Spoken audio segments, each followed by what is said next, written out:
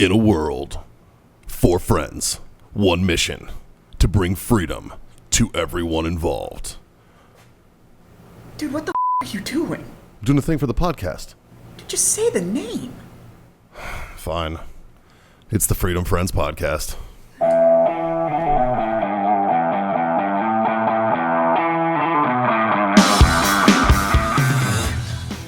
It's a thing.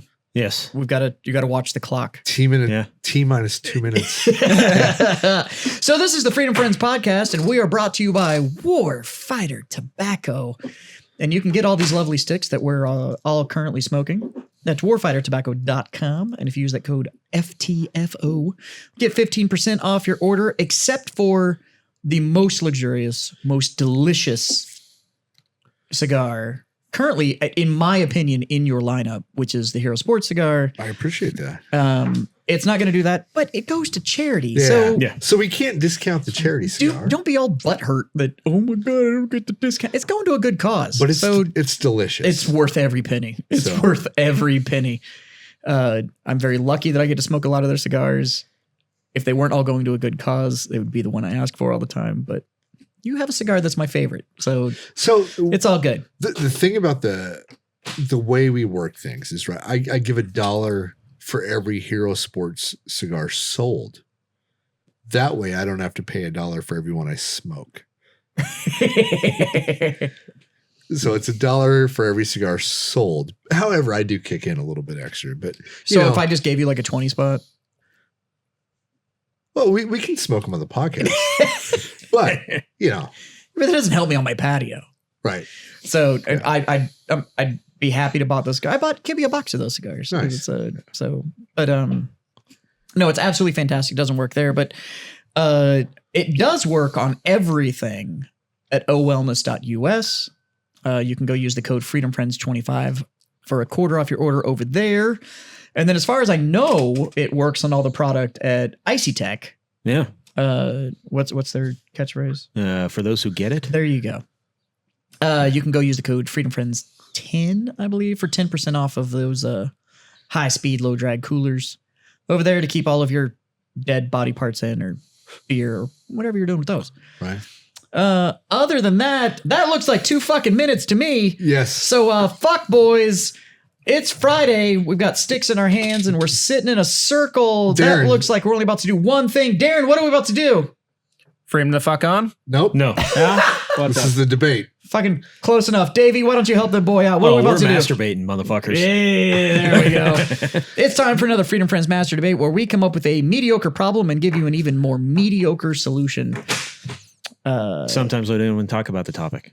And then sometimes he gives us a topic and we talk about whatever the fuck we want to. Most of the time. Most of the we time. mention the topic. There's at least 30 seconds. Justin mentions the topic. Yes. And then we all go yes, no, and then we're like move on to whatever we actually want to talk about. Absolutely. Yeah. So that being said, Justin, hit us with the hotness. All right, boys. All right, boys. I want to know, what are some mandatory life lessons you think most or all people need to either go through or be taught by someone else? Oh, this is getting dangerously close to the what are some of the things that needed to happen in your life. Yes. Kind of discussion. I think we are right now are on the exact, you need to be punched in the face. You need to be punched in the face. Yeah. Everybody needs to have that happen at least once. Yeah. Darren, a year. Have you been punched in the face? I have not. Well, I can fix You've that got 3 right brothers and you've now. not been punched in the face? No. You're lucky. Scott, can I hit your child? I'm not going to lie. Not before I get to it. Scott, when he said no, I was fully expecting you to just... Because the cut for this episode would have been great. Right. He is a full-grown adult. I can punch him if I want to. You know what? Fair. Fucking fair. Life lesson. Value of $1. Ooh. Right. I think you've kind of. So this is my son Darren in the Coast Guard. You are 22. I love the hesitation. That's you're pulling that for micro content. It changes every year. It's hard to keep up. I don't even know how old I am. So nobody does, Scott. Right, nobody does. So 22, right? So when you lived with me as a child, I don't think you knew the value of $1.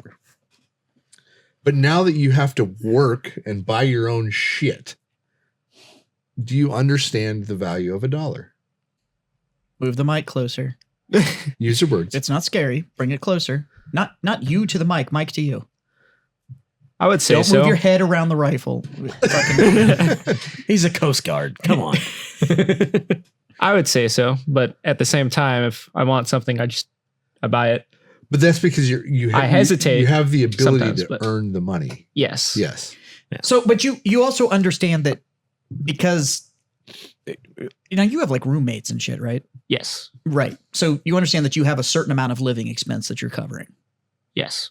And then you understand that you have surplus income beyond those living expenses. Yes. I am banking a bit of BH. Okay. So, but because of that, you understand that I have money that has to go to make sure that I don't fucking die. Yep. And then I have money beyond that. I hope that you're also saving something. Yep. I'm not like a lot of people, which I hear in the military, where they live paycheck to paycheck. And depending if we get I also paid happen being to the know Coast for a Guard fact that you don't have a 27% Mustang parked out front of your now. whatever. And your I mean, I do quarters have are. a brand new vehicle, You do. You have a newer but vehicle. I don't. That's not, almost paid off. yes. Right. So you're doing well. But yeah, I think you understand what it means to, like go skydiving, for example. Yes. That cost you probably $400. yeah, For two which people. is a couple days of work, right? Yes. Yeah, it's not just like Yeah. Daddy's paying for it anymore, right? Yeah. I got to think about recovering that. Yeah, I think but yeah, so the question was life lessons that have to be lessons. learned. Yeah. life lessons. Yeah. I think a valuable life lesson is probably to get into a fight at some point, right? And learn that if you're talking mad shit, that there's consequences. Now, Darren here has never been into a fight, but you don't really talk mad shit to random people. I know you. You don't really do that. No. So maybe you know that lesson already, but on the other hand, someday you'll get into a fight, and then it'll teach you some things about life. You may get in a fight and it's not your fault. Yeah, It may not be because Just random. it'll just Yeah. fucking happen. Like, So but for me, it's value of $1, and it goes beyond. I guess it's just being able to assign value. Right. It's understanding that, maybe we're in a situation where your parents did give you a car, but they may do something like, hey, we're going to give you the car, but your insurance and your maintenance and all of that's all on you. You'll understand that there's now an assigned value to that. That Right. if I don't take care of this, I don't get to work. I don't get to that party. I don't get to school. I don't get to any of that. So you're going to start assigning values to those things. And there's people out there that you take good care of your kids, but I also know you, and it's not all just a free ride. Like there's value assigned to stuff. yeah, But there are people out there that don't. They Right. just get it handed to them, and if they thrash it or if they whatever, then just replacements happen, and there's no value assigned to anything. And I think beyond that, the whole value of $1 or understanding value is that it requires effort to maintain these things that you like. Like nothing is, it's that really old phrase of there's no such thing as a free lunch. Like everything yeah, has a value assigned to it. There's a trade, there's an economic transaction that happens every fucking time. And I think that's like a really, really important lesson for people to instill into people very early and to understand what that means. And we talked about it on the show once about that phrase of like, must be nice. Yeah. It's like, you don't know anything about that motherfucker. Like, Right. because he's enjoying stuff now, you have no idea the sacrifices that were made yeah. Or to that will get have to there. be made. or that are still being made. Yeah, Like I I know a mean- lot of people that absolutely live by that whole work hard, play hard. They work their asses off, but they enjoy the shit out of life because that's what they're working so hard for. And So- that's that value of $1. Like you have to understand that there's a effort to value trade-off. See, for me, I think it's ultimately self-reliance. Like there comes a point where you have to understand that you are responsible for everything that you have in front of you and everything that you count as belonging to you. So you have to rely on yourself to get your ass out of bed in the morning to go to work. You have to get to work at a reasonable time. You have to put the amount of effort in that's necessary to keep that paycheck coming. You have to, take care of those around you. You have to take care of the property that belongs to you, be it your vehicle, your home, anything along those lines. Your body. Yeah. You have to, like your happiness too. Absolutely. A lot of people are, and I'm guilty of this too. Like, I'm depressed or whatever, but it's literally, it's up to you as an individual to be happy or not. Yeah. Like you can be the negative person or you can just say, fuck it and have a good time. Well, I mean, you and I have had this conversation multiple times where you tend to perform better when there's stress, an additional amount of stress in your life. And you've looked at me and you've been like, I kind of starting to feel comfortable and I don't like it, and if you too, huh? When things are going well, that's when I start freaking out. Mm-hmm. Yeah. So much just well, I mean, there comes a point where a little bit of stress is a very good thing because it puts you on a different level of playing field with yourself. I mean, you expect more out of yourself. Well, I think the less stress you have, the more complacency you have. Absolutely. But I think it comes down to risk equals thrill, right? Like you're never going to, like he just said, you went skydiving, right? Yes. It's a controlled risk. Yeah. Like there's a risk in doing that, obviously, right? If the shit doesn't work, you're a lawn dart. Yeah. Yep. Right? So now you have a trust it's all going to work. So you kind of have that fallback, but if it doesn't work, you're a grease spot. And that's what gives you the thrill. If you know absolutely nothing can go wrong and this is all just going to be... It probably wouldn't be as exciting. Right. But that's that whole risk equals thrill. Like if it's, and I'm with you on the whole, like if there's not some stress or there's a chance for something to go wrong, I honestly lose interest. I'm just not motivated to be involved anymore. Talking to Michelle the other day, and I said, I live the most when I'm on the edge of dying. Like the more I'm dying, the more I'm living. The more risk I'm taking, the more it feels like I'm living. Right. Well, when there's even the smallest amount of risk involved, you become more invested or more vested in the success that you're aiming for. Yeah. Well, it means something. Well, absolutely. We were talking to a SWAT guy today, right? Yeah. And he was talking about, he's got like 5 years left and he's looking for a way to get out. And, like the other cities are paying more and stuff. And I told him, I'm like, but he's like, other cities, like they didn't have as much risk or, it's like easy work. And I said, well, like that adrenaline is, I told him, I said, that adrenaline is probably worth about $10,000 a year. Right. Did you go SWAT because you wanted the easy way? Yeah. Like give up 10 grand a year and keep that adrenaline level up there. And absolutely. I think you'd be happier, Like, I'm not going to lie. We've all served. Some of the happiest motherfuckers I've ever met were actually infantry dudes. And it's because the risk involved all the time. Well, and when you learn to embrace that suck, right?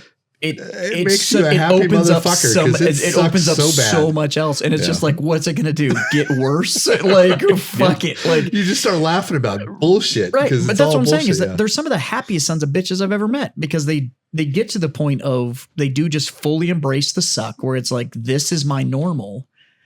And so when I get to have a good time, that good time is so much more valuable because of how much it sucked the rest of the time. And when you can actually have fun in the exact moment that it really sucks, like then I think you're mastering life at that point. Yeah. Because like when I think about suck, I think about 2003 where we air assaulted into Iraq. We literally have, I don't know, we were carrying 120 pounds apiece. And we were wearing our chemical suits and we're walking through 110 degree weather. Like we're fucking dying. And it sucked so bad. But I look back at that and I'm like, it was awesome. Like as soon as the bullets started flying, we were like able to shed our equipment and like, we're all just like, oh, thank God somebody's shooting at us, and like those were just memorable, good days. That's what I mean. It's like the risk has to be there for the reward to be worth fuck all. Like if it's all just handed it to you, then it doesn't mean anything because nothing was put up for it. Right. And call it whatever you want. I think those that get addicted to gambling, I think are riding the same thing, right? It's like they've got it all on the line. And if they win, hot damn. But if they lose, it's all gone. And it's kind of like, it's the same thing. I mean, and so I'm not condoning addiction, but thanks. Speaking of which, 10 fucking years, buddy. That's fucking hardcore. Yeah. Double digits on the old sobriety. That's I think it's dope that your dad we gave were you his talking about coin this too. and like I don't think I've ever gone a 10-year span without drinking. Yeah. Like I'm pretty sure I drank when I was younger than 10. I know. And I know I drank older than 10. I know for a fact because I've been told by both parents that I was literally given booze as like an infant and teething areas and all that kind of stuff. So use the whiskey on the teething areas. So I'm trying to think of when there would have been a 10-year window where I didn't touch a drop of booze, and I don't. Yeah, I can't think of where that window would have been. Yeah, but still fucking awesome. Thank you. Yeah. Justin, it's also super dope that your dad gave what was his the coin. exact That's question? Like a cool handoff. What are some mandatory life lessons you think people need to have? Darren? I'd say in the military, just being able to embrace the suck, because once you know about it, shit's going to happen at some point or another. And a lot of people will just not expect that. Right. I think I was talking to someone about this recently, but I think the whole embrace the suck thing follows on so far after the military too. Because like me personally, if I'm ever in a situation that isn't comfortable or something, I always go in my head and I go, it's been worse. Yeah. Like I constantly am like, I'm cold. I've been colder. I'm hot. I've been hotter. Like it's always like I've experienced something shittier than this right now. So it's not that bad. And then people are like, are you not fucking uncomfortable? I'm like, yeah, but it's not that bad. And that may be another life lesson in itself, right? Is that like at some point you have to be at the worst you've ever been. Yes. Well, so that there's better. Everybody had their worst day. Yes. Yeah. Everybody's worst day is not equal. Oh no. Right. Darren, what was your worst day? I'd say probably in boot camp when I was probably closest I've ever been to death health wise. Yeah. So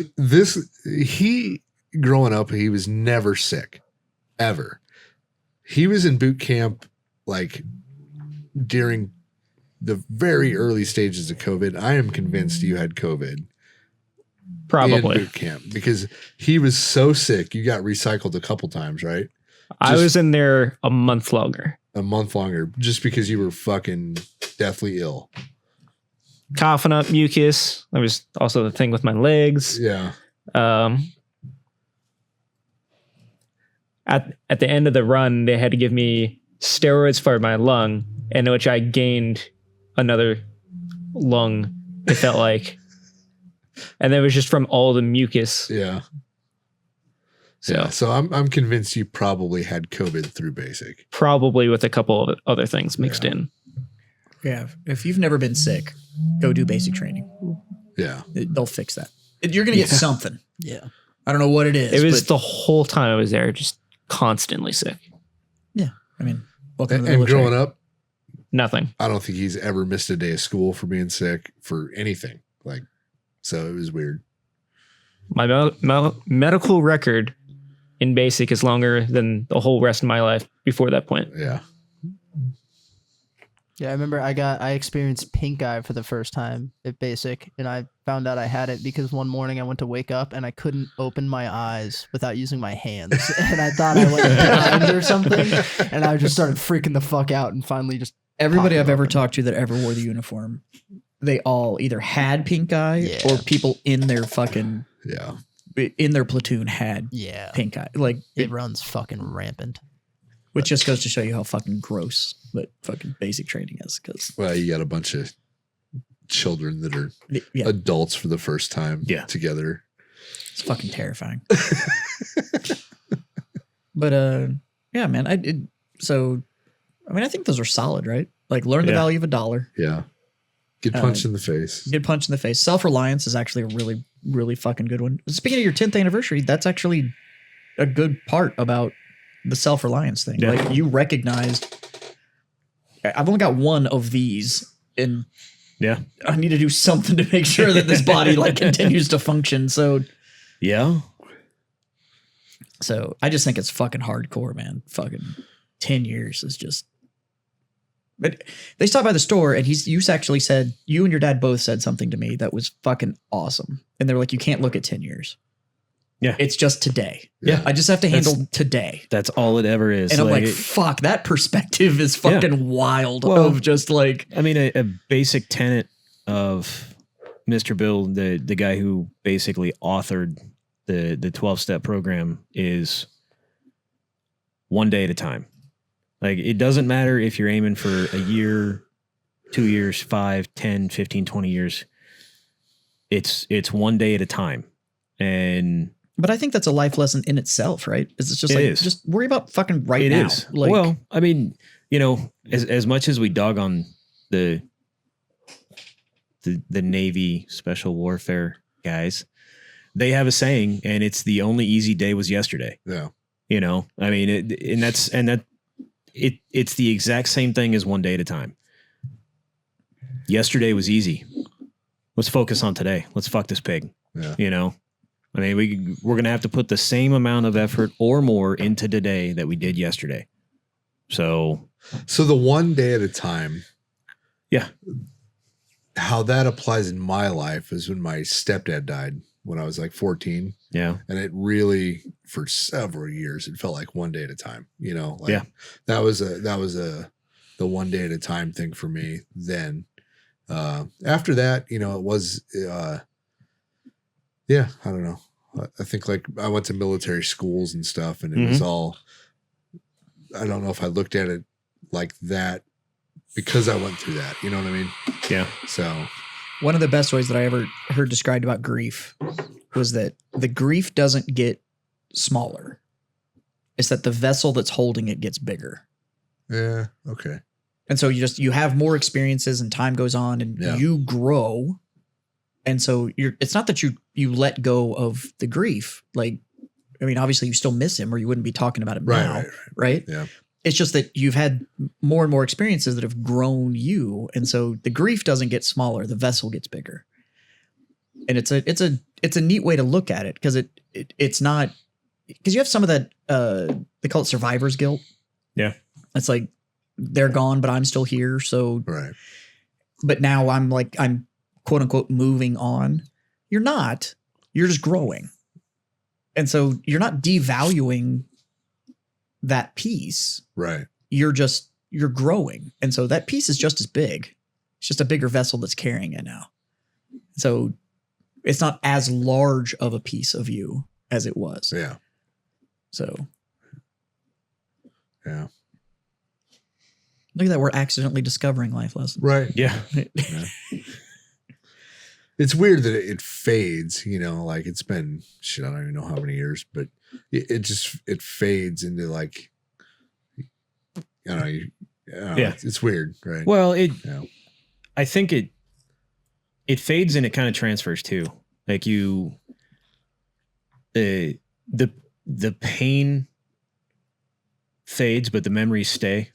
So, you know, your memories of that person and that time get a little stronger. Like you'll randomly remember conversations that you had with them or something like that.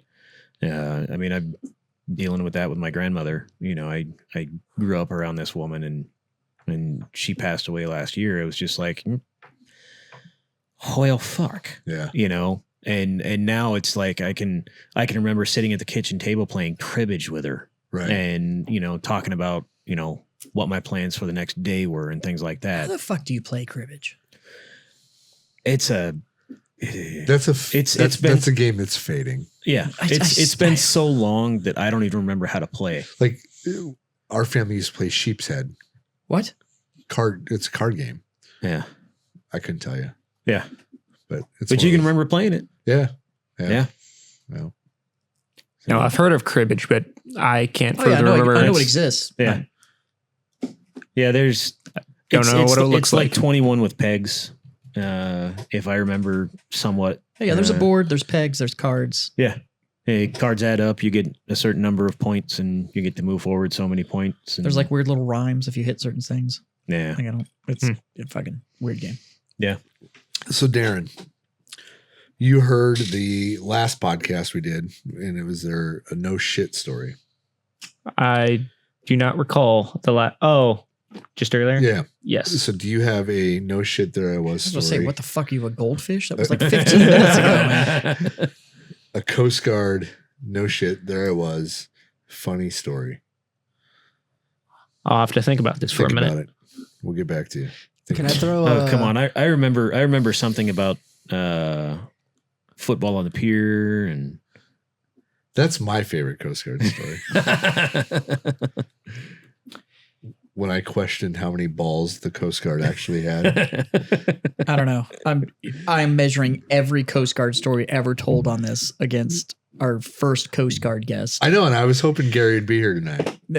No, I'm talking about the one that we couldn't run video and stuff for. Yeah. And she described how that boat left port and everybody was straight. And by the time they got back, every female there was a lesbian. And I was like, what? And they got banned. And they got banned from a whole port. Like, they was not allowed to go. Yeah, they were not. They got banned from a port in Alaska. Not the Coast Guard, just their ship. It was not allowed to dock there anymore. Because they had so much fun. I heard about that. I don't remember which ship. So one of the crew members from that boat was on this show, and she was part of the crew that got that ship banned from that port. That has got to be the best Coast Guard story I've ever heard. So everything's compared against that, so no pressure. But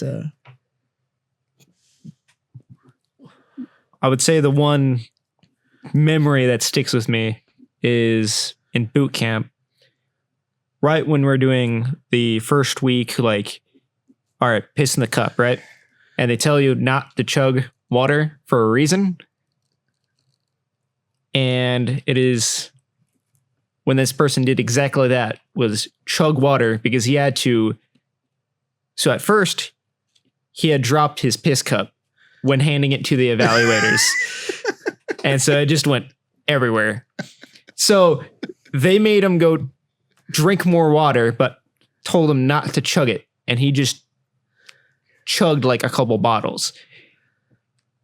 And all you can see later is this guy turned into a human water faucet. Like high pressure, like I didn't even know a human body could do this, but just up chucking water. Like, you know when you kink a hose? And it was just projectile 5 feet away, just water.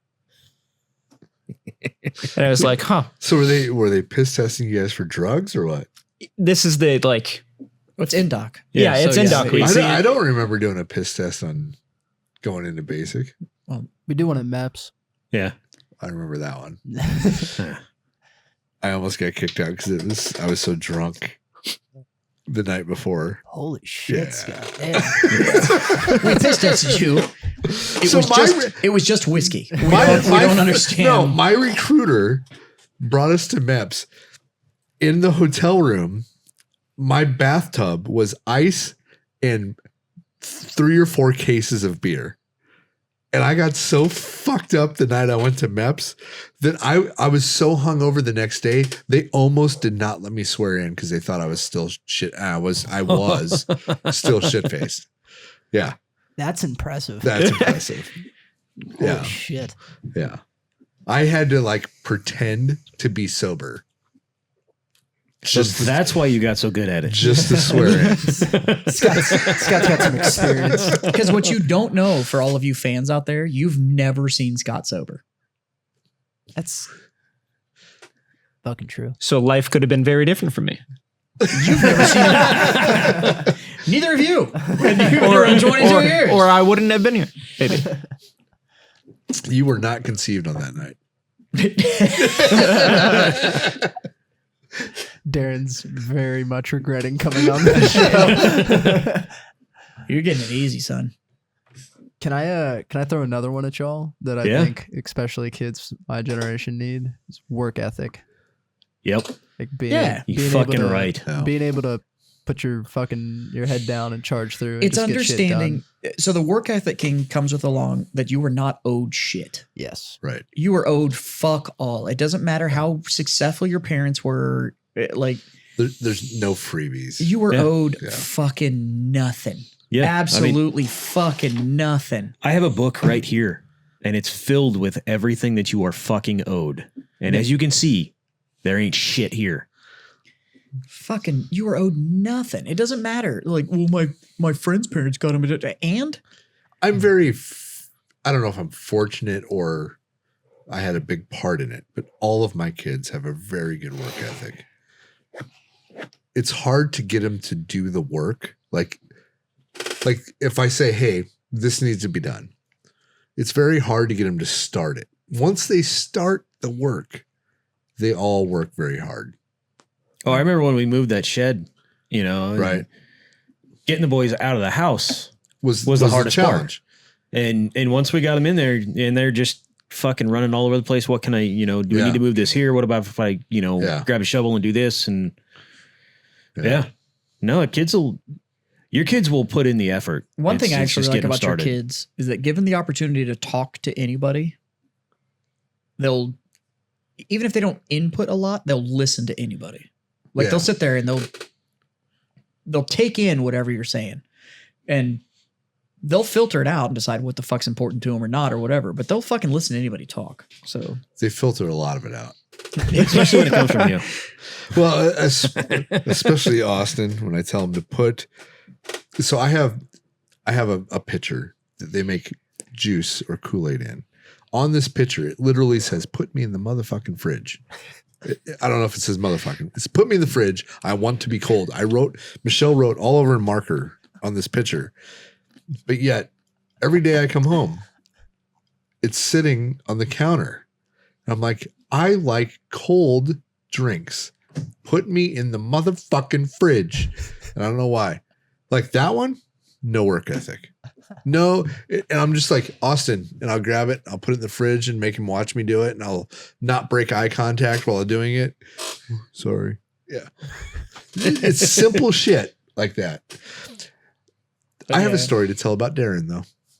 One of my biggest rules in my house has always been what? The biggest rule I've ever had. don't come downstairs without pants. No, I don't care about that. I don't recall. Do not eat in your room. And if you do, I remember this one. and if you do what? Throw the shit away. Right. So one day I was terrible at that. he was terrible at that. One day I went down to Darren's room and I found all these candy wrappers, like lots of them. So I'm like, all right, how do I drive my point home?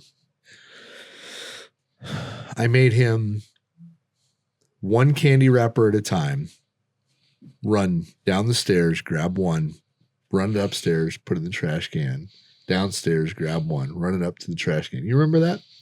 Think I do. It was in For our Texas I listeners, that's remember called that. a basement. Yeah. And we don't have those Right. here. We were in Nebraska. was it Hickman? Yeah. Yeah. And I think I threw some push-ups in between each elevation. Was it? It was 10 every time. 10 push-ups every time. Yeah. And it took you probably 3 hours, if I remember right. The kid couldn't walk like 2 days later. I mean, it was. Now I don't remember that. But you remember that, right? Yes. Yeah. Yeah. You told John and I that story and we fucking died. We were like, John witnessed it, I think. that is the. That would have been when John was living there. Yeah. Yeah. It's the perfect punishment. Like, it really is, because it reinforces. It's like, It didn't work. no. I was just at his place. His room's still a mess. I had it cleaned up. Obviously not very well. I mean, it was active cleaning it when they showed up. Yeah, we got there a day early, so he was like, "Oh fuck!" No, I mean, saying Flight of the Bumblebee. Everything looks great. Just don't open that closet. Right. I mean, it's mostly just clearing off all my benches and shit. Yeah. Because I had boxes worth of shit I was going through. Yeah. But no, I agree. Work ethic is definitely Yeah. it's misunderstood, and there's so much expectation of just like, oh, it'll come, and it's like it won't. No. You gotta teach it to them young. Like, you just. And it's not just gonna happen. There is no just magic formula where it's like, oh, it requires no effort. I get everything I want. So I It's don't like, think I ever told you this, but I always said that my children are either going to kill me in my sleep or respect me when they get older. You've said this. I have said this. Yes. Okay. Well, You're still here. the jury's out. I think I'm in the clear with this one. You got 2 more to go. I got 2 more to go. Yeah. No. Austin might be the hard one. I don't know about Logan. Austin won't kill me. He's too kind-hearted. Logan might. We'll see. It depends which military branch he goes. Or which one you make him go to. Right. I think you got to put Logan in the Army. In the Army? I don't know. Yeah. No, Logan, you had one of what was his name? His first name? You had it, and what was his job? First name and job. I can't think of the terrible. Well, with you know names. his last name, but yeah, I don't know what his first name was. But he was a ME1, so maritime enforcement. yeah, and so he had. wait, what the fuck? Is that a boat MP? Well, it's the law enforcement side of the Coast Guard. So it's a boat MP. Well, No, It's no. the dudes that like boarding officer. Yeah, the boarding officers. The dude that the jumped off laws the on jig. The guy that Fuck. punched the fucking Yeah. submarine? Yeah. Well, those are technically, MEs. That guy fucks. you can have Yeah. other not MEs be boarding officer. right. I think. So he Don't was quote me. he talked to Logan about like the Coast Guard special ops, and they have a counterterrorism group and Mhm. whatever. They have a drug running group and all Yeah. that kind of shit. So the maritime enforcement. So, yeah. So I think that might be what Logan's looking at. Yeah. Like other rates can do it, but specifically that would be their job. Yeah. So, Fucking boat people are weird. yeah. Like technically I can be part of the small boat and actually go out and But, no, there's just a long list right now of people doing it. oh, So it's kind of hard to get into it right now. have you tried? I haven't asked about it yet, but Do you want to? at some point, yes. Yeah. Are those So- other guys so- got to do all the fast boat shit? Yeah. Yeah. They get to Yeah. go. They're the enforcers. Ooh. All right. So when you get out of the Coast Guard, don't join the Border Patrol and violate immigrant civil rights. Okay. Yeah. We have our buddy Gary who did that. Yikes. He didn't really, but the lawyers made it appear that way. So, you know. No, he definitely kicked that dude in the chest. Oh, he definitely kicked a motherfucker. He but did it. Yeah. He just Now got he just needs, forgiven later. Like, he just needs to write a book. If I actually did it. but he did actually do it. Yeah. Like, there's no argument about whether or not he did it. Yeah. Well, shit, boys. Thanks for answering my question. Yeah. Who All wants right, to, warfightertobacco.com, FTFO. Get 15% off your order over there. Yeah. OWellness.us, use the code FreedomFriends25 for quote off your order. And Icy Tech Coolers, go over there and use the code FreedomFriends10 for 10% off your order. Yeah. Three little things. Darren? God, you suck I don't at know the this. first one. Wow. I know Freedom the fuck on. That's right. the last one. Dave. Smoke on. Drink Scott? on. And God damn it. Freedom the fuck on. There it is.